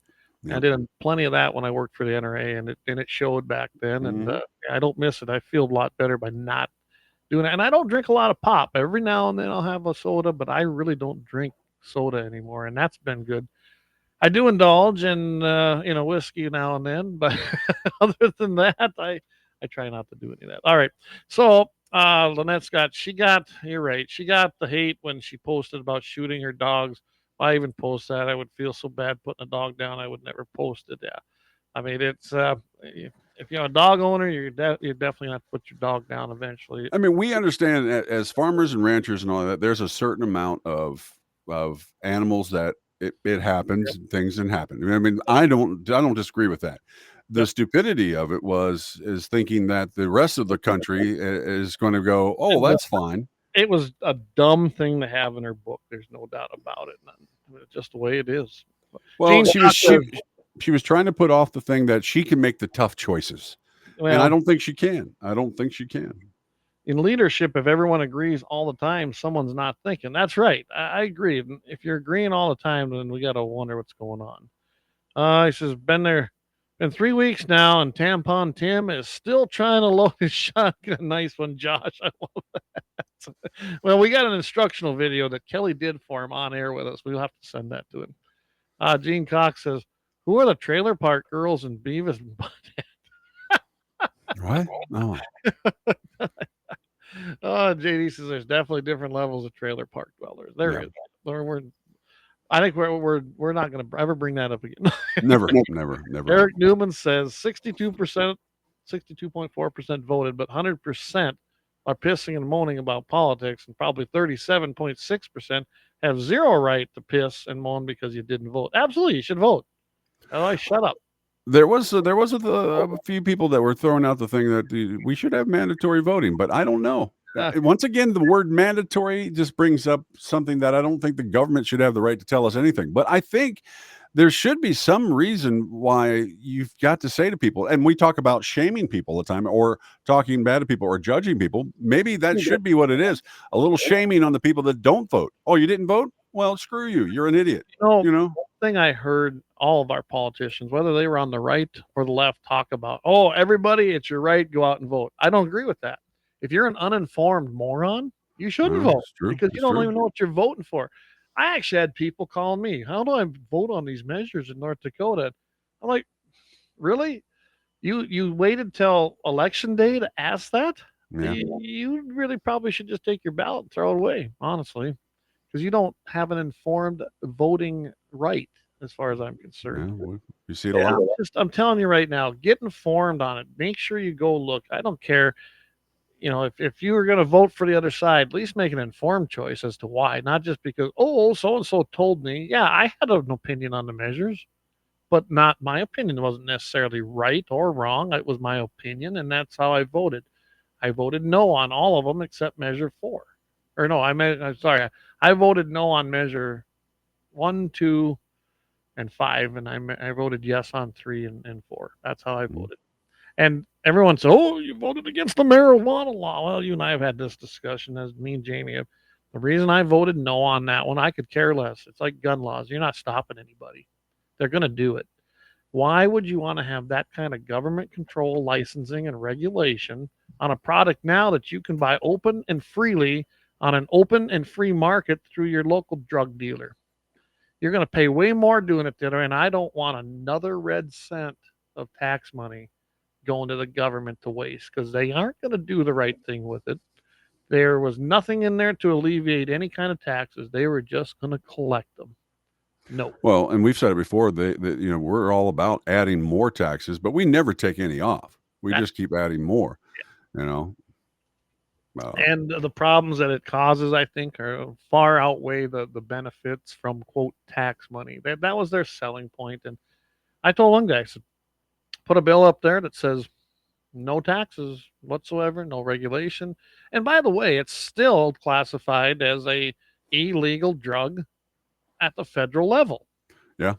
So if you go buy a gun and you get the 4473 form and you answer the question incorrectly as a user, you just committed a felony. Yep. It's that simple. So yeah, you're not stopping it one way or the other. They're going to keep doing it. It's always going to go on. I think drug dealers are actually pretty stupid for the simple fact that they ought to be selling actual pharmaceutical grade Ozempic. There you go. I mean, Jesus Christ. I mean, with your insurance, it's still $600 to buy the Wegovy stuff and like that, to help you lose 40, 50 pounds. Think about that. You lose another 40, 50 pounds. You're going to live so much longer. You're paying into your insurance that much longer. But no, they want you to pay $1,000. Jesus. And yeah, we went down a lot of rabbit holes and maybe didn't do it the second that was a tough time. one. That's okay. We knew it was after the election, but I want to look at alcohol. So what do we do? Okay, they got a constitutional amendment to ban it. All right, I can respect the fact that they did it correctly. They passed it. The Halstead Act. And then it didn't work. It created a whole underground, which gave us some of the most violent criminals in the United States for that time period. Probably cost. You mean the FBI? Well, FBI. IRS, the revenuers, that's where revenuers came from. And then, of course, on the other side, you had the Capones and you had Dillinger. I mean, just go down the line of mobsters that were in the alcohol business or running it or related businesses to it. So what did they decide to do? Oh, this ain't working. We'll get rid of it.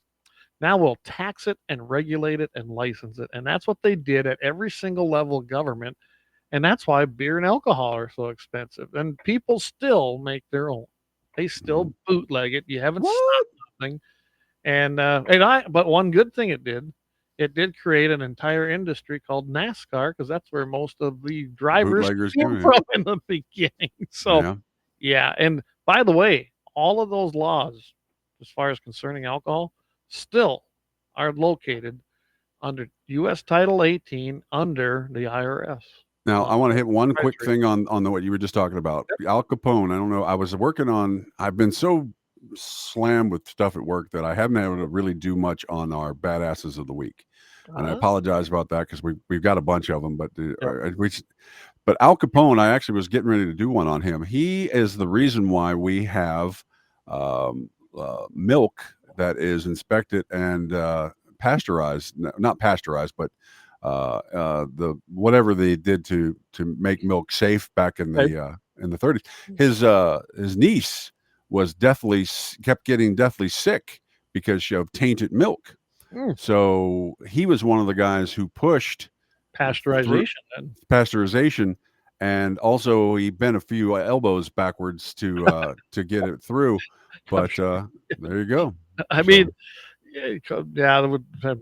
Maybe Capone's a badass of the week. They don't always have to be good guys, do they? They don't always have to be good guys. I know. But all right, I'm going to get to a few more of these. Josh says it's actually cheaper to eat at a sit-down place than fast food. I agree. I don't travel as much, but when I do, you're absolutely right. JD puts on there, says, don't forget one of Trump's favorite foods is McDonald's. Remember, he was blasted on social media for saying he loves Big Macs and buying the college football national championships a table full of McDonald's. I do remember that. Like I said, I'm not a big fan of McDonald's. Every now and then, though, I got to go have one of them horrible, horrible burgers. Where is Waldo Tim? Yeah, exactly, Lynette. Jamie, he says here, Nome will take the terrorists and American haters to the gravel pits. I've disposed of more than one unhinged dog in my life. That's funny. And if you don't know, guys, in her book, yeah, I'm sure everybody's heard about it when she talked about taking the dog to the gravel pits. So there you go. Yeah. And Trump's got every day. Go over to True Soul if you want to look at it. He's releasing just about every day some of his who he plans to appoint. I do like the one for Secretary of Defense the best. He's an actual combat veteran. He's a badass. Maybe he's supposed to be our badass of the week because that guy is badass. And it's probably not anything that I can actually say publicly. Some of the things he's talked about already, and I've seen some clips of some interviews. Yeah, I like him. And wokeness there's not going to be any gay poem reading being done on our ships or in our platoons anymore. That's going to be out the door. Pretty sure. What do you guys got against poems? Jesus Christ, I read poems. I mean, I read all that stuff. Read all the poems you want. Just don't make them about faggots and gays. Oh, now we're going to get a ding. All right, Eric says, I'd rather eat at home or at a friend's place. I'm not a fan of restaurants. Well, and when you are, Eric, I've traveled a few miles with you. It's always a burger. We go to some of the best places to eat and always orders a burger. So, hey, Eric's cheap date, I guess. Yeah, there you go. Charity probably loves that. It's easy to take him out to eat. So, all right. So we're up to 8:30.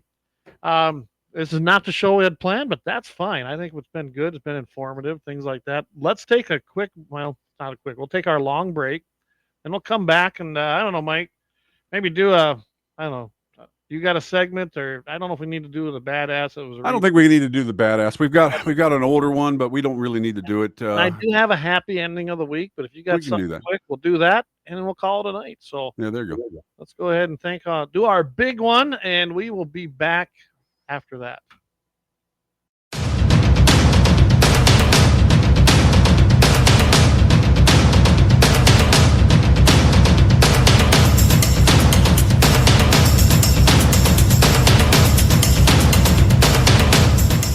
Lauer Auto Repair, located at 309 South Washington Street in Bismarck, North Dakota. Give them a call at 701-258-6308. The team of mechanics at Lauer Auto can take care of any problem your vehicle is having. And when you do business with Lauer, you can be assured you're doing business with a pro Second Amendment America First repair shop. There are plenty of other auto repair shops in the Bismarck-Mandan area. But why take a chance at patronizing a shop that might not have your beliefs at heart? Make no mistake. Lauer Auto is your pro Second Amendment repair shop. When you talk to the guys at Lauer Auto, don't forget to tell them that you heard they are a sponsor of Guns and the 701 and that you appreciate their support of our pro Second Amendment, pro North Dakota live stream and podcast. That's Lauer Auto Repair, 701-258-6308. 701-258-6308. Located 309 South Washington Street in Bismarck, North Dakota.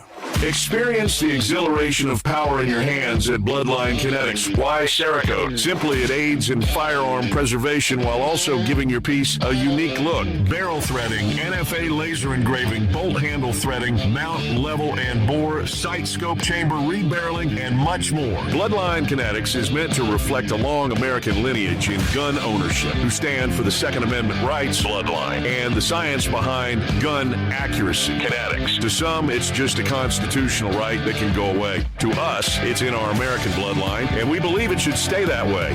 Here at Bloodline Kinetics, we understand that hunters, sportsmen, women, and gun owners should have a quality firearm. Stop and see us at 2008 Morrison Avenue 2 in Bismarck, North Dakota, 58504, Monday through Friday, 8 a.m. to 5 p.m. Call 701-390-7997. Visit our website, bloodlinekinetics.com. Ever tried catching a fish with your bare hands or hunting a deer with a stick? Don't be that guy. At Mandan Sporting Goods, we've got all the hunting and camping gear you need. We're your one-stop shop for outdoor adventure. A well-regulated militia being necessary to the security of a free state, the right of the people to keep and bear arms shall not be infringed. Check us out at mandansportinggoods.com or better yet, stop in to 210 East Main Street, Mandan, North Dakota. Mandan Sporting Goods, where the outdoors meets functionality. Store hours, Monday through Saturday, 9 a.m. to 6 p.m. Closed Sunday. Take up arms at Mandan Sporting Goods. Your adventure starts here. Looking for the best gun gear for every and any situation? Little Angry Man Arms LLC has you covered. Top-notch guns from top-name brands like Winchester, Glock, Sig Sauer, and Ruger to essential extras from Magpul, Streamlight, Hollow, Sun Optics, and more. Little Angry Man Arms LLC have everything to make your shooting adventures a success. Visit littleangrymanarms.com today and gear up for your next big hunt, competition, or home defense. Don't miss out on our exclusive deals. Little Angry Man Arms LLC, based in Trail City, South Dakota, your ultimate hunting partner.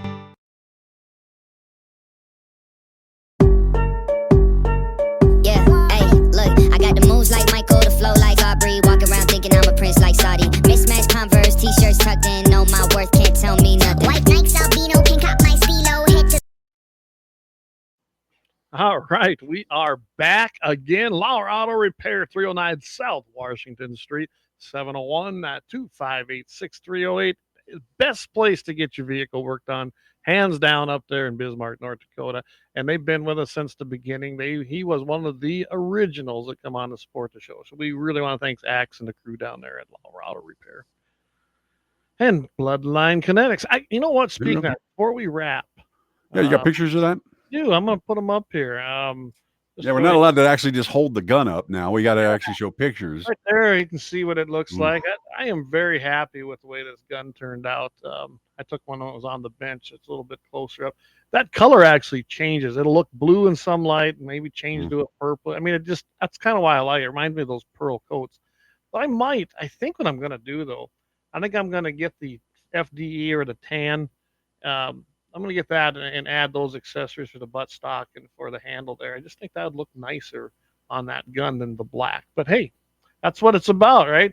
And it's got my name engraved. It's got 701 rifle engraved on the other side. And it's a cool looking gun. And like I said, it's my pimp gun. That way when people see us with it, they can come out. Hey, where'd you get that? I go Bloodline Kinetics and send them to one of our great sponsors down there. And I think Jamie's is about done. I saw a preview of the camel pattern. That's going to be a nice gun. So when it gets done, Jamie and I will get ourselves a couple pictures and we'll get them up there on all our social media platforms so you guys can take a look and see what you want. Maybe you get one ordered up. I think it's be a great gift for Christmas, right? There you go. There you go, wives. There you go. All right. A few chats come in. Jamie says, wasn't a lot of gun talk tonight, but it was a good show. Thank you. We appreciate that. And he asked what the story with the poems was.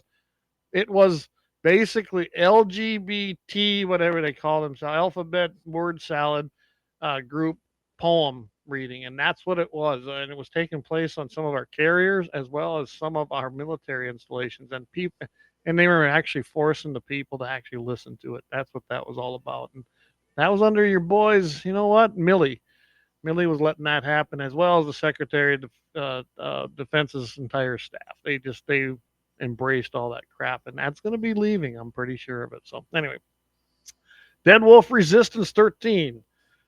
I don't know. I'm looking them up right now, trying to figure out who they are. Yeah, he's been out. He says, we will now take our country back beginning in the third year, I think. There you go. So Dead Wolf looks like he makes knives as well, but I was just looking at some of the stuff on YouTube, and so I have pretty good looking stuff real quick. I was looking at that. There we go. He's got a nice little drop one. I'm looking. Oh, I'll stop looking at that and do our show. Yeah. JD nice. Says, well, then FK the poems. Then there you go. At least make it rhyme, JD. Come on. Yeah, come on. Yeah. All right. Hey, so do you got anything you want to do before I go to the happy ending or what? No, we're all good. You know what? We're thinking, of course, next week, I'm going to be up there by you. Yeah, you're going to be up here Wednesday night. You're going to be Wednesday here in time for the show? Yeah, probably will. If not, I will be doing it from the car on the way up.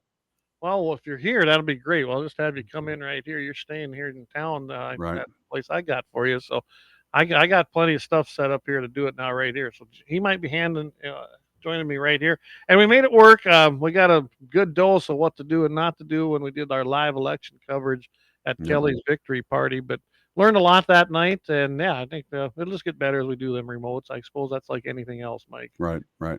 And we found out we can go more than 2 hours. Heck, I think I think we can go. We can go 12 hours on some platforms and 24 on the other. So they did upgrade us with that, and that was kind of nice to see that Restream had changed that. Great, just what Clay needed for Clay to do the filibuster. Well, we were live for 4.5 hours. We didn't talk all of it, but we talked a lot of it. Yeah. So we even had a debate with a guy with Measure 4. And originally we had that set up so we could have a microphone there and somebody could sit down. And then what it is, it's the computer. I'm going to be building now a better laptop for that because we need to have that capability. The computers we got are old. They were old when we bought them, Jamie and I, when we first started this. And now the ones we got, well, you've got one just like this desktop. We're building Jamie one now. So our stuff in studio is good, but I don't want to take that all the way across the country. So, all right, with that, and I should have loaded up my happy ending of the week deal I used to have, but this comes from Hialeah, Florida. We get a lot of these out of Florida and Texas, don't we? Early morning incident took place here, November 2nd, so just a couple weeks ago. Heated dispute over a tire repair that ended in a fatal shooting. So, yeah, I mean, think about this. This guy evidently does tire repairs at any time. He must be 24/7, and probably going to want to carry, especially down in that area.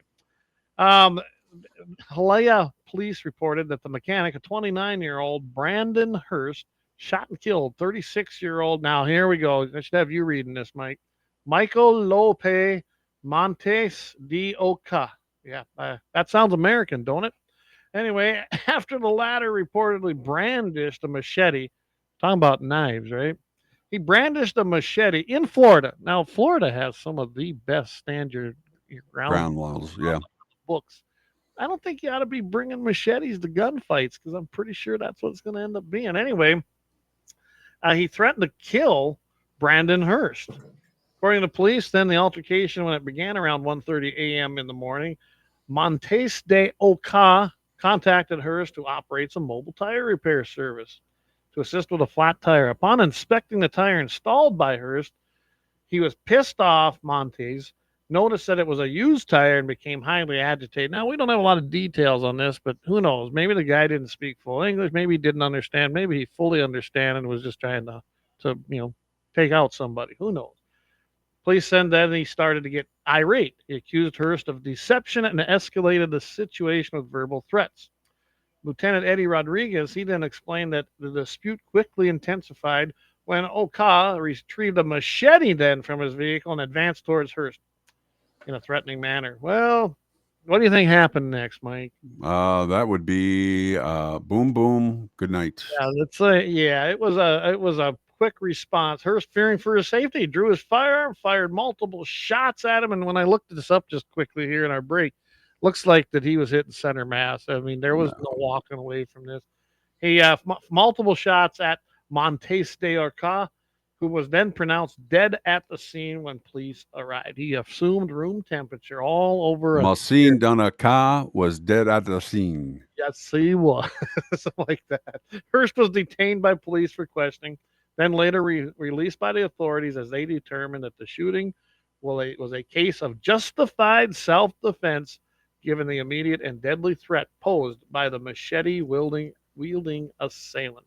And I think this just proves the point again that it is important to carry. Everyone always asks me, how come you always carry? I said, why not? It's my right. But I'd rather be carrying it and never need it than to need it and not have it because the one time I didn't carry. This is a great example. This guy works evidently 24/7, on call. He deals with a lot of weird people. Yeah, and it probably saved his life. That'd be my guess. I mean, someone comes after you with a machete. I don't think they're doing that for fun. Who knows? Maybe they called him was going to jack him. Who knows? But Brian wonder if he took the tire back. I don't know. Anyway, that's our happy ending of the week, coming to you from Florida, the great state of Florida. Also the home now of our 47th president. Dead Wolf Resistance says a straight edge shoot. Anyway, so that's our happy ending of the week. I think a lot of these other stories we're going to talk about, we can always keep them.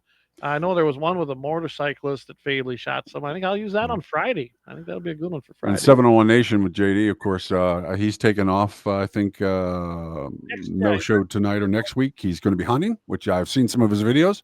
Yeah. And he says he plans on doing some live streams in the hunting shack through the weekend. So we'll be seeing some stuff of his posted on our social medias. So yeah, he says no 701 Nation this tomorrow night or next week. So just be me and you and whoever wants to join in. We might have to bring somebody on. We'll see. You know, if Jack is here, if you guys are in person, maybe we'll have to put Jack on. He's kind of funny anymore. He is funny. I mean, if you can get him to talk, he's a funny kid. But you get him to talk. That's the funny thing about it is that when he's around you, and by the way, we love Jack. Jack is West River because he parks like you. When he goes to lots, he purposely parks like you. If he could actually get that Ford truck in 4 spaces, he'll do it. I don't know. Hey, you paid rent on them all, right? There you go. So, all right. So next, the next time I'm going to be on, it'll be Friday morning with Mitchell in the morning. Me and Todd, we like to break it down there. 8:15 Central in the AM, 7:15 in the Mountain Central time. I know I'm going to probably use that motorcyclist story, so tune in. I know that's going to be the happy ending on there. I don't know if we'll talk much election stuff. I think me and him covered that pretty good. I got a couple other stories I'm going to send to him. I can tell you right now, the Biden administration, I just seen that they're planning some things before they leave. They think they can pass something. I know Mike and I were talking about that a little bit. They can't pass anything. No. They can't pass nothing. So probably going to talk about that a little bit and whatever comes to mind. Todd and I are kind of a lot of times we're winging it now. I mean, it's just fun, good, interactive conversation, and it seems like it's working pretty good. So why change it, right? I imagine coming up the first part of the month in December, that first Monday, I'm sure we'll be on with Michael Bell on Dakota Mornings again. And that'll be the first time we'll have a chance to visit with Michael about the election. I don't know if he still will. I think it'll probably be shifting more now to the fact that what happens under Thune leadership, which I'm not happy about. I'm sure you're not either, Mike. No. I'm not a fan of Thune. I used to actually, I was a big fan. But I'm not now. And the guy is nothing more than a dweller. And I guarantee you, Charlie Kirk said if he doesn't hold his line and assist in what's supposed to be happening in the Senate, he's going to put, I'll make no qualms, he said, about putting 100 paid people on the ground in South Dakota. It's not that big a state and it's not that populated. He says, we just came through Pennsylvania, Arizona, and these others. No big deal. He says, we will primary that man and we will retire him. And if Charlie Kirk is saying that, it ain't a threat. It's a promise. He'll do it. And I'll probably get involved in it. I want to see Thune retired too. So anyway, we're going to talk with Michael Bell. I'm sure that very first Monday in December ought to be a good discussion. And hey, me and Michael were both wrong. I figured 306 electoral votes. That's what I was saying. That's what he was saying. Heck, even Kelly was saying that. We were all wrong. It was 312. So keep that in mind, guys. We were watching other things and had probably realer numbers than anybody else. Yep. Eric says, yeah, if he's baiting with bales so he can shoot deer with a crossbow. He's not talking about Jamie. So got to be a shot at Jamie, right, with the crossbow. Deer season overall went pretty good for us in the opener. As far as me and the boys, we were out there, saw some deer, didn't see what we wanted. I think we finally located one of those 3x2s. One of them's hanging out on the South Dakota side, Mike. And trust me, he's not a lot of points, but he is a big deer. And if he's over on that stubble just to the south of me, like he's been here, I think it was Eric that posted one that had a lot of little crab. Oh yeah, that's going to be kind of a cool deer later on. Once he gets up, yeah, he was looking pretty nice down the road. I don't know if he got turkey tags, but I got like 13, 14 turkeys too. So I got a week. I guess I could put in for one. Well, if you want a turkey, I'm pretty sure we can get you a turkey. Ask Eric. He came out here. We had to wait till they crossed into South Dakota, but him and his boy, oh no, it was just his boy and his girl both got 2 nice big toms. So we got a little small flock there that need to be thinned a little, but turkey season, I believe, still open. I have to check it out. I don't know. All right, everybody. Thanks for listening. Numbers were good tonight. I appreciate everybody tuning in. This is the first time we skipped last week. And Mike, welcome back. It was good having you. He called himself. Yeah, the new job, the 15-hour days get a little. It's basketball season now, so I've got games on 3 days a week on for college and everything else. So, and of course, equipment failures here and there, and it's all that fun stuff when you're in charge. Well, tomorrow, next week you'll be here, so you got to get up early, but it's for a different reason. So, well, it's all right getting up at 4:30 or 4 o'clock in the morning to go hunting. Exactly. I have no problem with that. And in all honesty, like I said, if there's something just not too far away, I mean, you're right there. You probably darn near walk out the door and do it. So, all right. Well, with that, thank you everybody for tuning in again. It was a great show. I had a lot of fun doing this, and even though we went off subject, but I think that off the cuff stuff's a little better anyway. I don't know. We handled a couple of good stuff we were wondering about. Still got to find out completely about. I'm going to find out. Yep. I'm South Dakota researching that. Absolutely. I think we need to look at that. So, all right. With that, keep your powder dry, and we will see everybody next week.